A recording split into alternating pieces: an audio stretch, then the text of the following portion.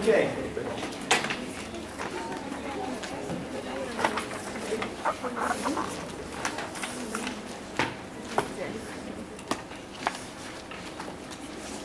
Gentlemen, with that halide up there, yeah.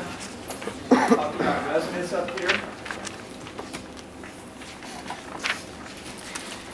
Very important in understanding why carbocation is formed here. You would get that answer anyway because of substitution, but the main answer is because carbocation is formed here is stabilized by resonance. Using the lone pair of the chlorine.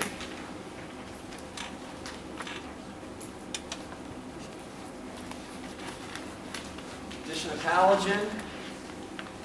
Anti-addition of the two halogens. This is an alkene, fixed stereochemistry, E, not Z.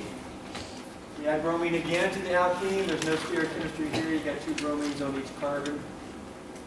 Hopefully you understand. As long as you have the two bromines attached to you, it doesn't matter how you show the bonds. Because if the carbon is not chiral, there's only one configuration possible. If you show anything back, anything forward, it doesn't matter. And thus, we usually do not show the dash to the bold. Yes, this carbon's tetrahedral. You can show any one back, any one forward. It's your choice. It doesn't matter. Okay, that's where we left off then.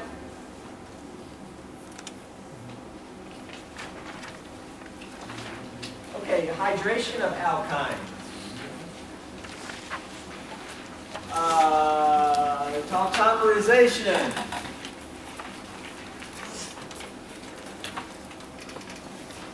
Okay, terminal alkyne, we can hydrate it. H3O plus, aqueous hydration.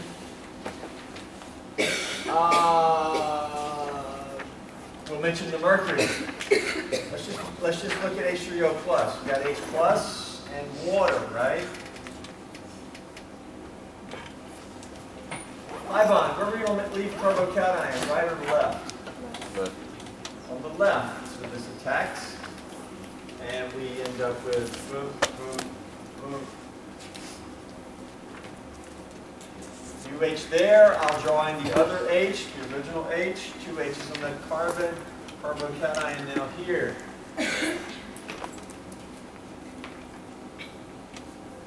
Comment on the quiz. Several 10s. Good job. Too many low grades. Mechanism. The video key was posted.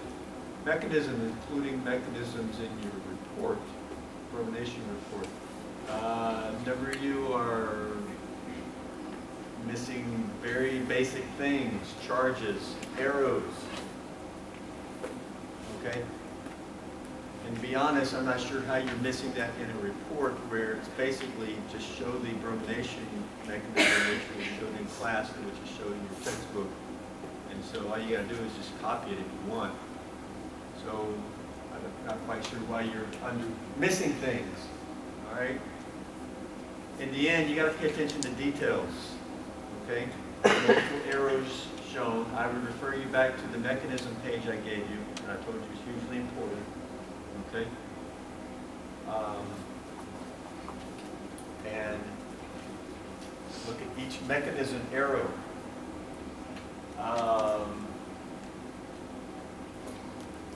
Okay.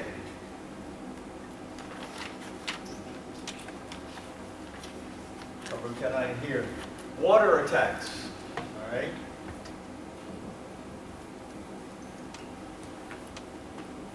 And that would give what? Well, same thing. 2 H's on the end there. Boom, boom, boom. Yep. Now bonded here is the oxygen, and it has 2 H's. H's don't magically disappear. Okay? What does this arrow mean? Lone pair may bond to carbon. Simple as that. Now it's a bonding pair. Nothing else happened. Okay?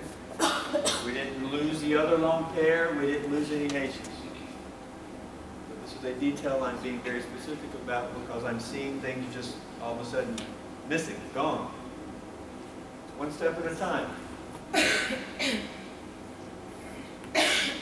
And charge.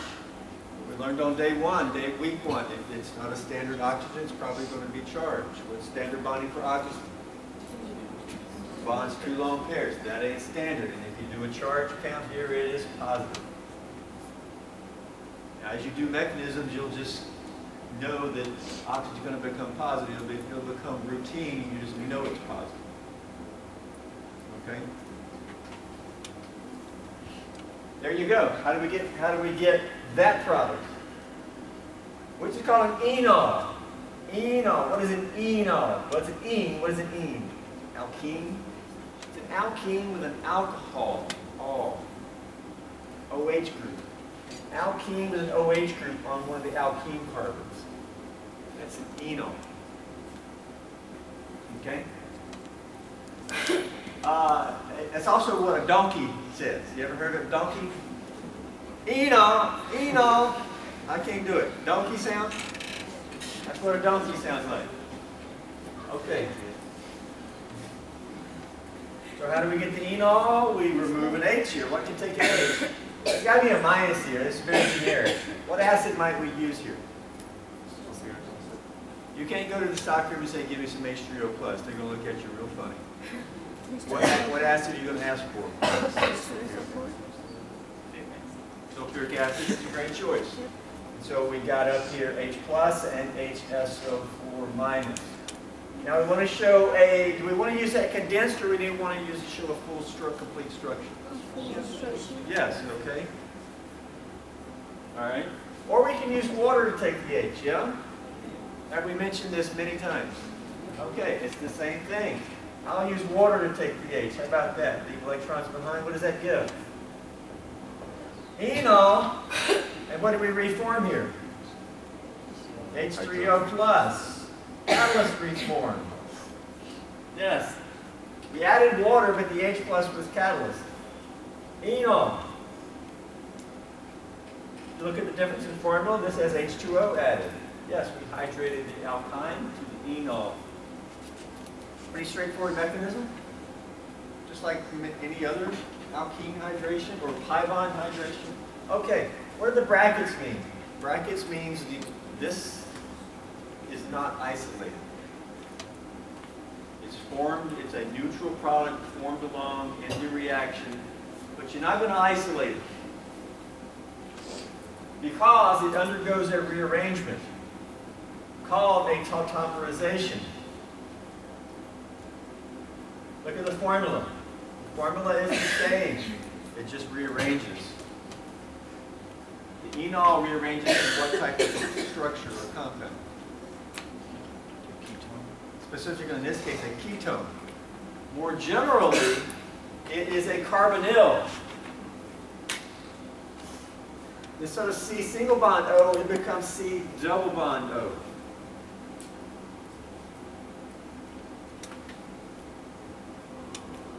These structures are called tautomers. This is an equilibrium. The carbonyl tautomer, or sometimes called the ketotautomer, because ketones are very common.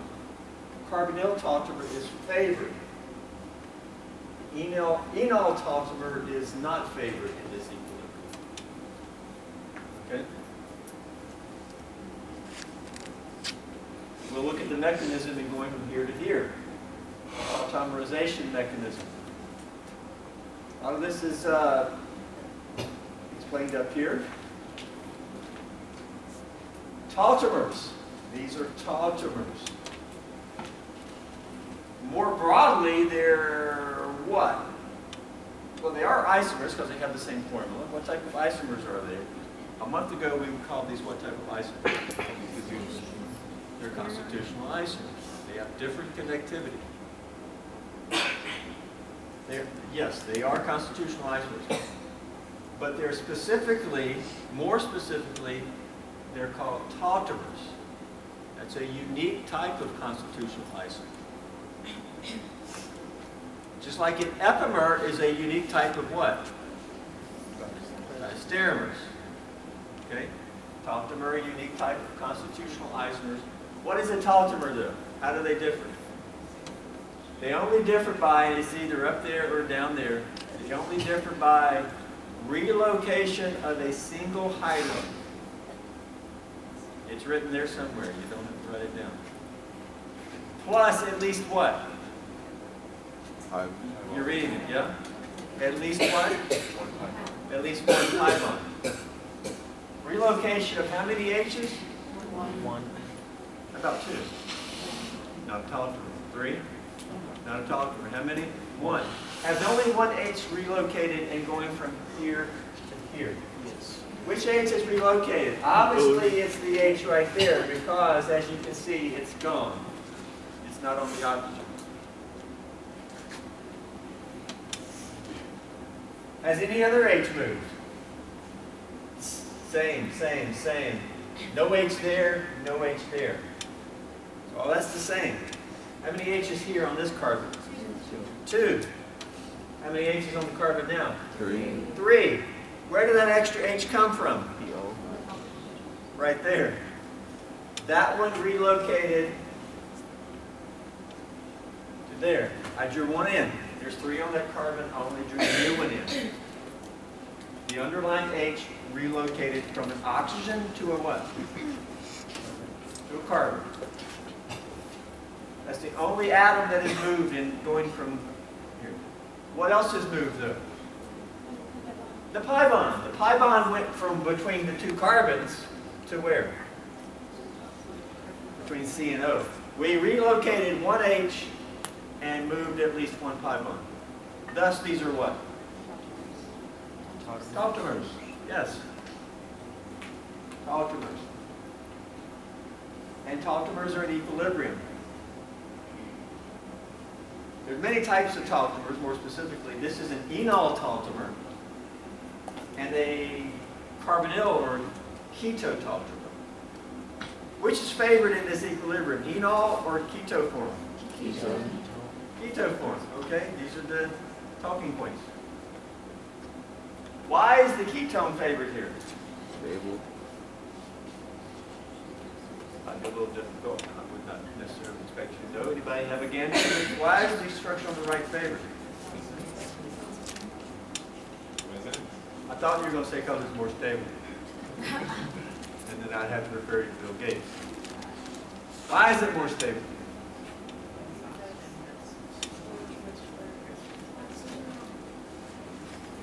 Oxygen has two bonds, two lone pairs in both structures.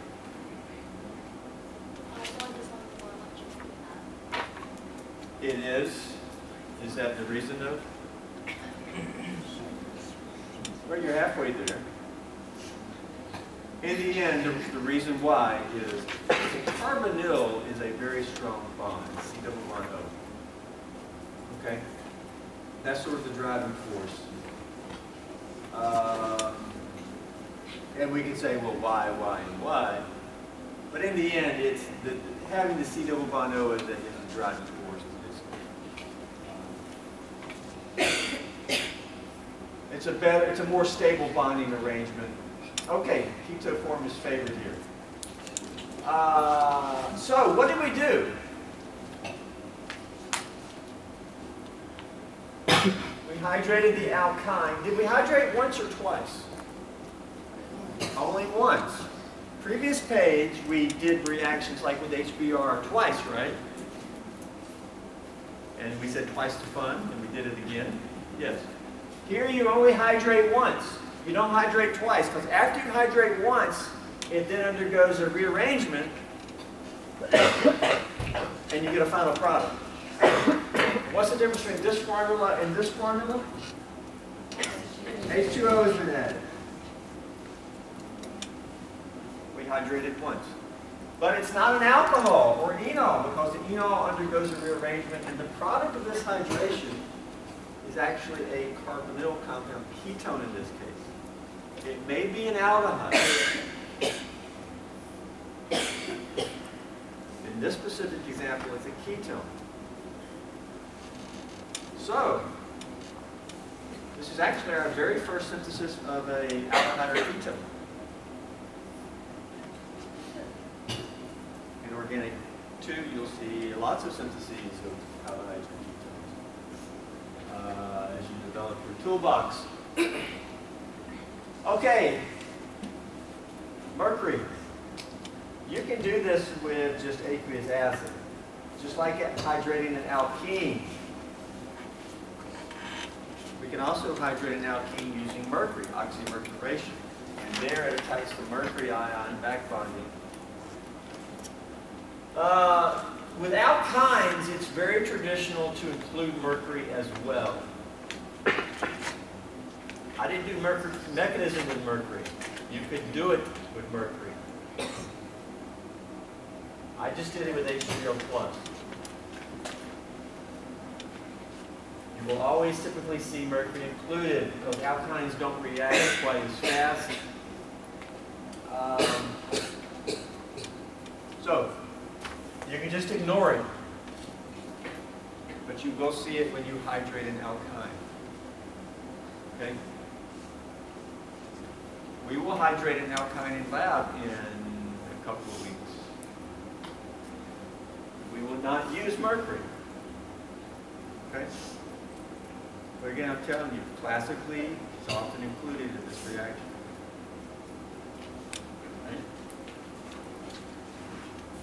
Okay, questions?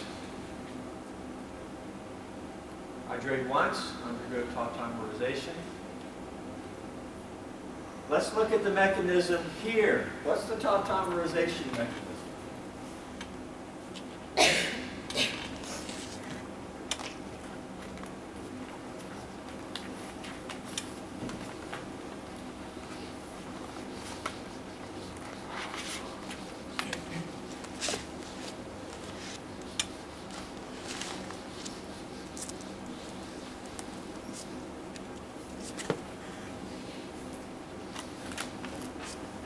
Mechanism.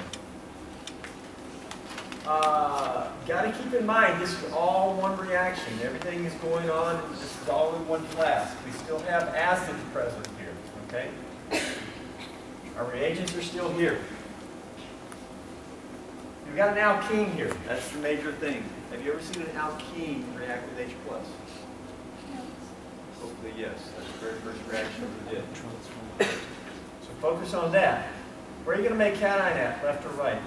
Left. Correct. So this attacks.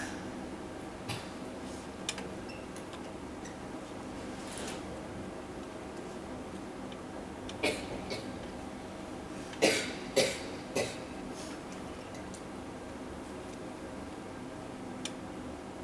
that look right for an alkene reacting with H+, leaving the carbocation on the right carbon? Correct carbon.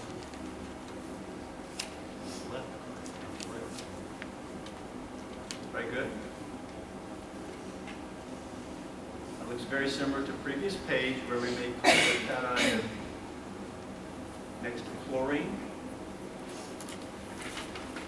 If I look on the previous page, carbocation and chlorine bonded to the carbocation carbon. What did we do with the chlorine lone pair?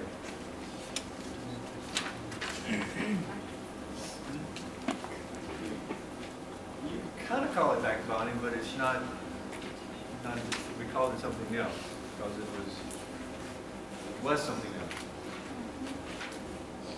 What did we do with the chlorine lone pair? Delocalize the charge. Put in the p orbital? Yeah, we did all that. In general, that's called resonance. Yeah? And of chlorine, we did resonance. Okay? Move these electrons down. Double-headed resonance arrow.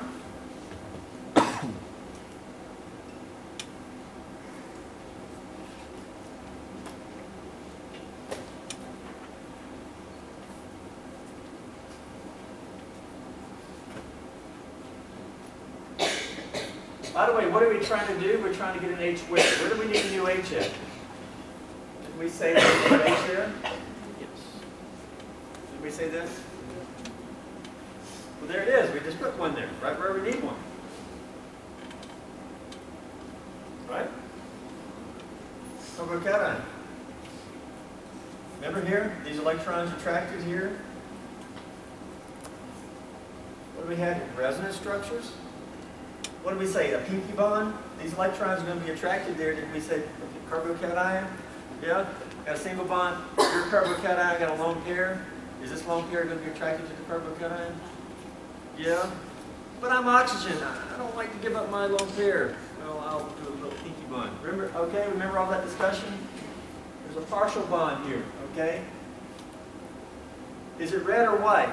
Pink. It's somewhere in between, okay? That was previous, it's the same discussion though. Okay, aren't we trying to get a double bond between oxygen and carbon? Yes. What do we need to do now? We just got to remove this H. We put a new one there and take that one off. How can we take that one off? H2. Well, there's water here, or HS, some minus, but I'll use water, and take the H. See, this is, a lot of you are not putting the second arrow in here. Well, okay, I'll take the H. Yeah, but what are you going to do with this bond? Are you not going to break that bond? Yes, we're going to take these electrons and we're going to move them on to oxygen.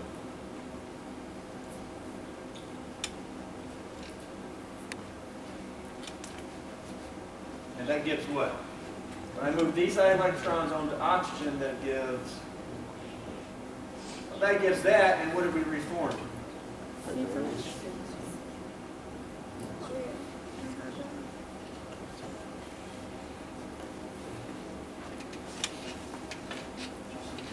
Yes, the H plus is the catalyst.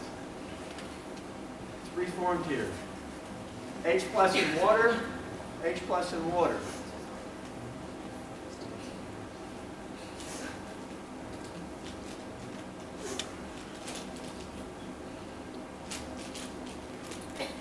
So the tautomerization mechanism, was it really that new and complicated? It's kind of steps we've seen before, yeah? Yeah. What were the steps? What did we do first? We put an H on. H on. Everybody agree we put an H on?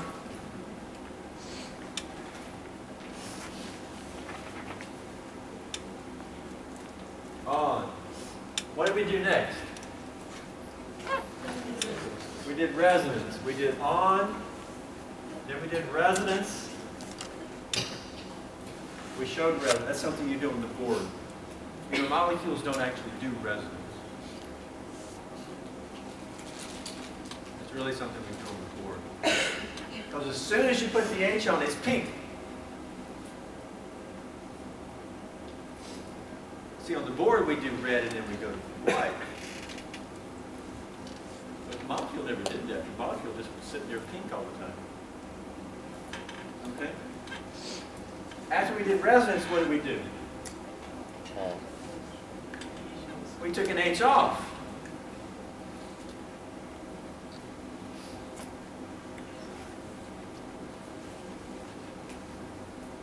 On, resonance, off. On, resonance, off. What do you get?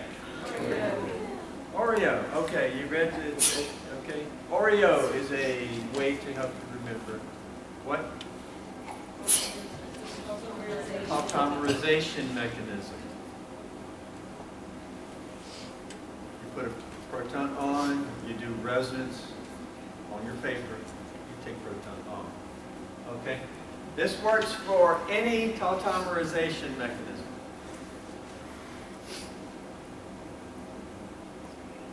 But tautomerization can be catalyzed by acid or base.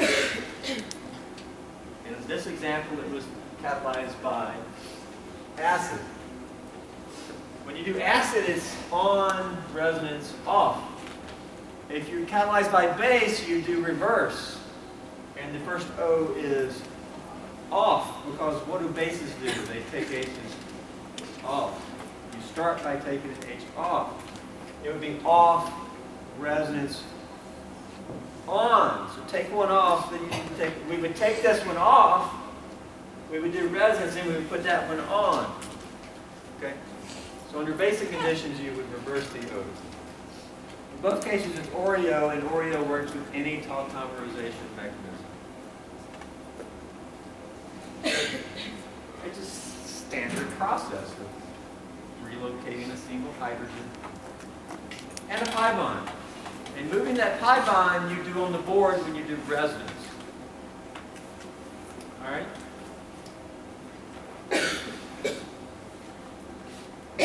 You're not going to find Oreo in any textbook. Okay? You're only going to find that in my notes. All right? I don't know who made it up, but you're only going to hear it from me. Okay, recognizing tautomers. Let's look a little bit closer at tautomers. Tautomers.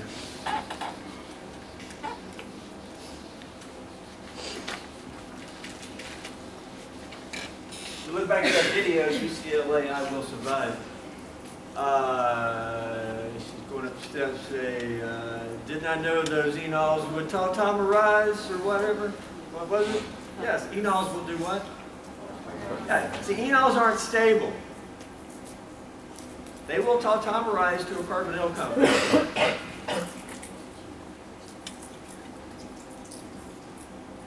So if anybody ever comes up to you and says, hey, I got an enol here, you'll say, no, I kind of doubt that because enols are not stable. You need to check your structure again. I'm thinking it's probably a carbonyl compound. And then they say, no, I can make an enol not tautomerize. And you would say, really, how? Please tell me how. What do? You just hold it there, glue it together? No, enols will, no. You cannot isolate an enol. Well, some you can. There are exceptions. Did we know that there are exceptions to everything? Yes. In general, though, enols will rearrange to a carbonyl compound. How do we know? How do we know this is not an enol and it's a carbonyl compound instead? I can't see the molecules. No, if I run an IR, though, I will see a carbonyl peak and I will not see an OH peak. Yeah? Everything good? Which of the following are tautomers of the compounds shown in the box? Label the tautomers as either an OH tautomer or a CH tautomer. Do I have to explain what an OH tautomer is? CH tautomer? What might that be? Look back above. Is the enol an OH tautomer or a CH tautomer? OH. It's an OH tautomer. Now this one, which the new H is here, is that an OH tautomer or a CH tautomer? CH. Do I need to explain? Right? That's a CH tautomer. Everybody good? Okay. Which are tautomers of the compound in the box?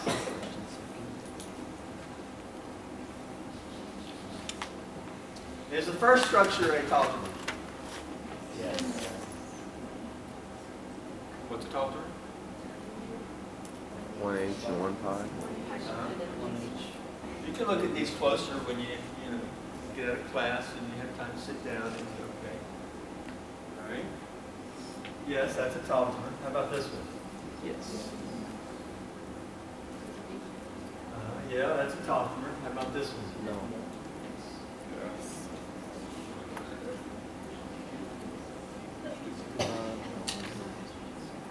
Yes, that's a tautomer. How about this one? No. Why is that not a tautomer? Because it doesn't even have the same formula. Aren't tautomers constitutional isomers? They have the same formula. They've just rearranged. You see, that doesn't even have the same formula, right?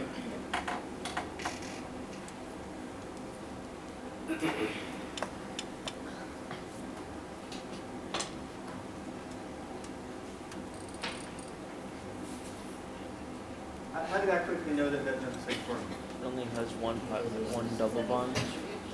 How many DUS here? 2. How many DUS here? Okay, same number of carbons. How does this differ in formula? More H's. Got one less DOS, so it has two more hydrogens. Yeah? Yeah, that has two more hydrogens.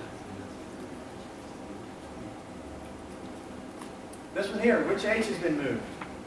Right. Well, there's two on the end. There's three there now. So where did the one come from? How many H's there? One. Well, there's only one here, so it didn't come from there. How many H's here? One. How many here?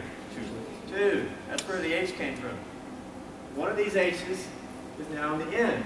And the double bond has gone between here to there. What type of tautomer is this? OH or CH? CH. It's a CH tautomer. This one? OH. Well, obviously, these are OH tautomers. That's a CH tautomer. Because the H, or let's look over here. Don't get confused in your notes. That H is now here. Correct? So move to another carbon, so the CH tautomer.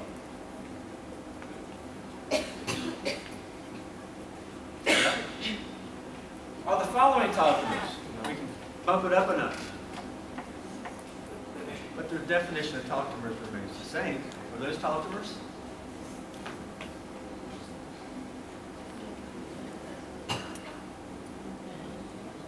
No. H's are different. Tautomers? More than one H moved. No. One H here, there's obviously two there.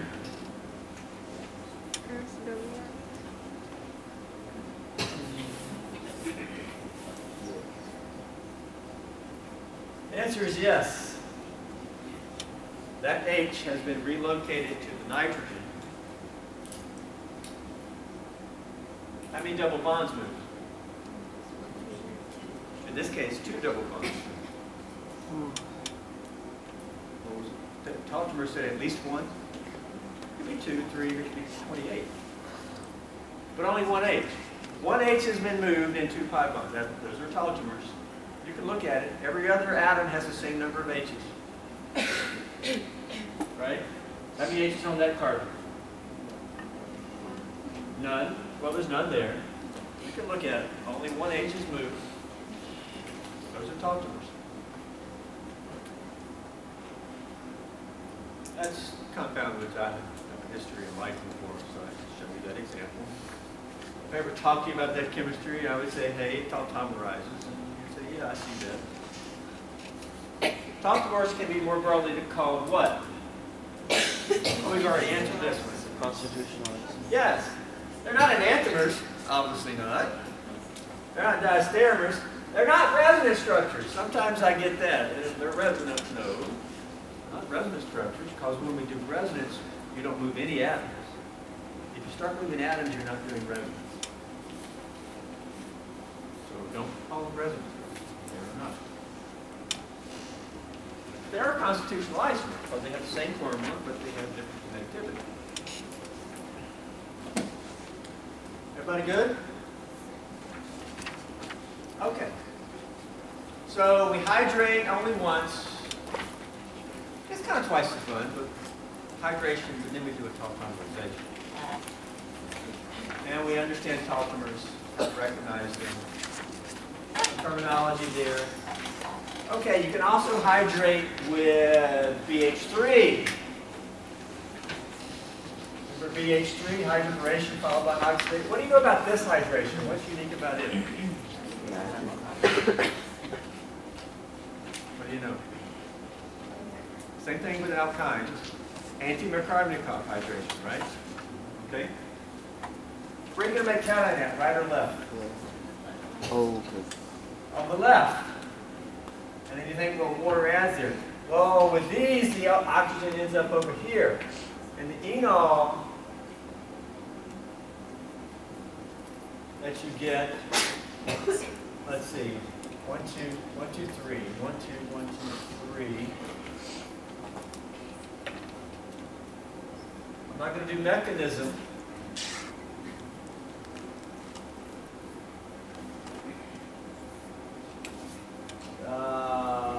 Yeah. But that's stereogenic. I showed it's cis here.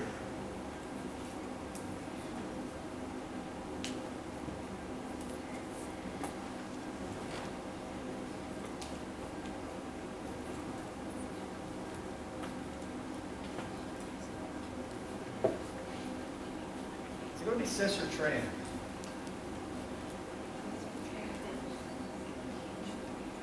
I think it's going to be trans, right? Why would it be trans?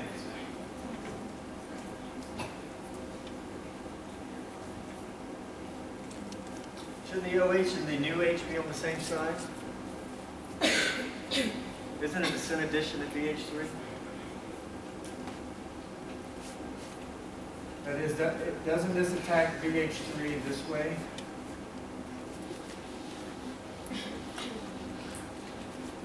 And we get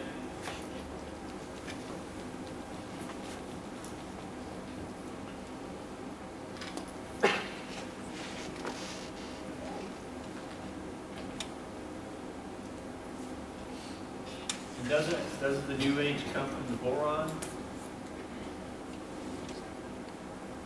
Yeah. And should you get BH2 and H on the same side?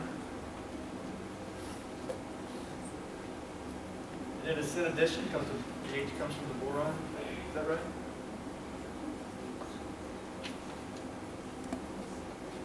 But then what does the magic step do? Yeah.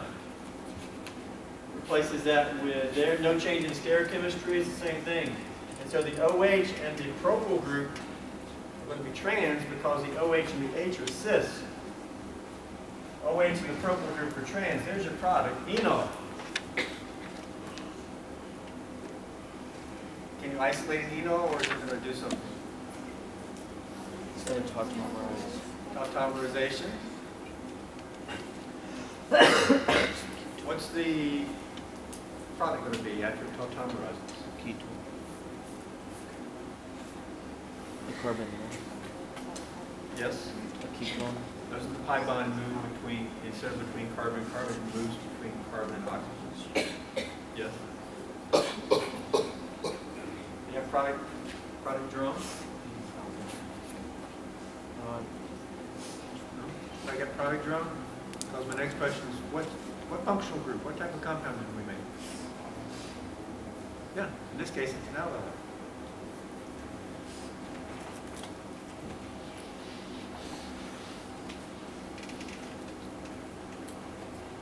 Enol. Enols will tautomerize to the carbonyl form. The double bond will relocate to between the carbon and oxygen. And essentially this H ends up being here.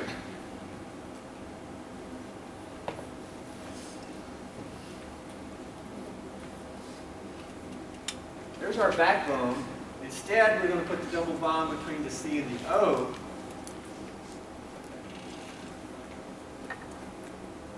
See, there's only one H here.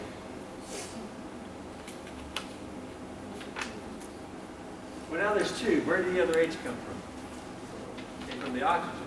That's the H that relocated. And I don't even have to draw anything there, though. If I just leave it like that, we say, well, there must be two H's here now, right? There you go. That's the problem. And that's an aldehyde.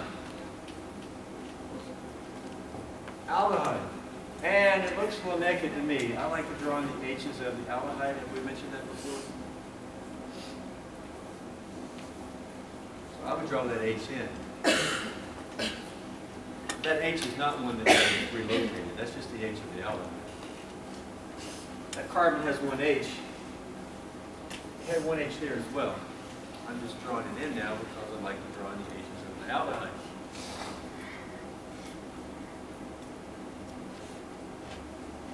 In this case, you actually get an aldehyde. The carbonyl form is an aldehyde.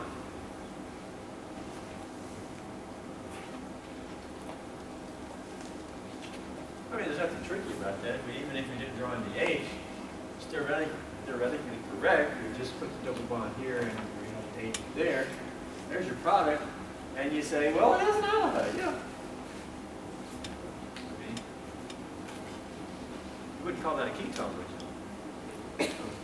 So in this case, it's an aldehyde. Same chemistry. Review over here. If I agree that adding BH3 is a syn addition because the H comes from the boron. Okay. Largely reviewed there. Reduction of alkynes.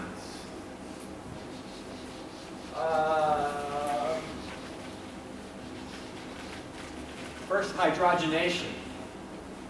H2, we covered that by video. Okay. You can add hydrogen to an alkyne, just like an alkene. You add hydrogen once, you sort of saturate one pi bond, but you have a pi bond remaining. You get an alkene. Will the alkene be cis or trans? Well, it'll be cis. Why?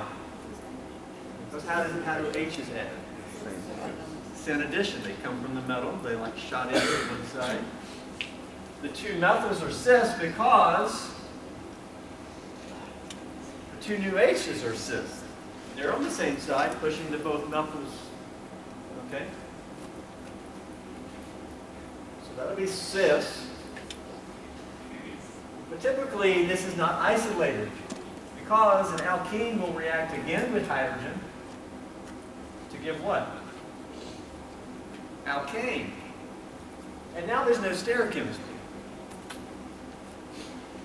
It doesn't matter how you show that product. Only the alkene was stereogenic.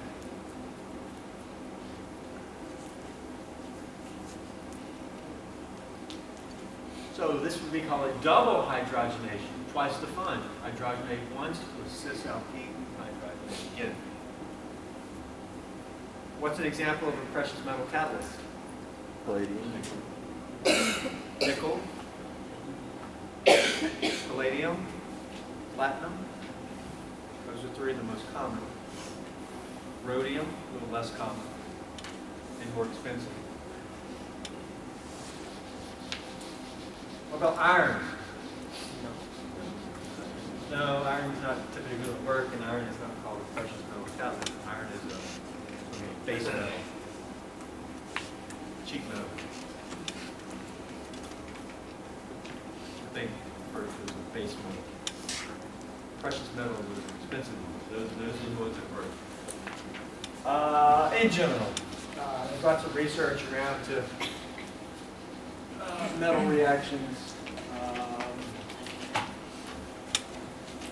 Okay. Can you stop at a cis alkene? You can if you use a poisoned catalyst. If you use a poisoned catalyst, it will stop here. And it will not continue on. That is, an alkene, if you try to reduce it with a poisoned catalyst, it won't do anything.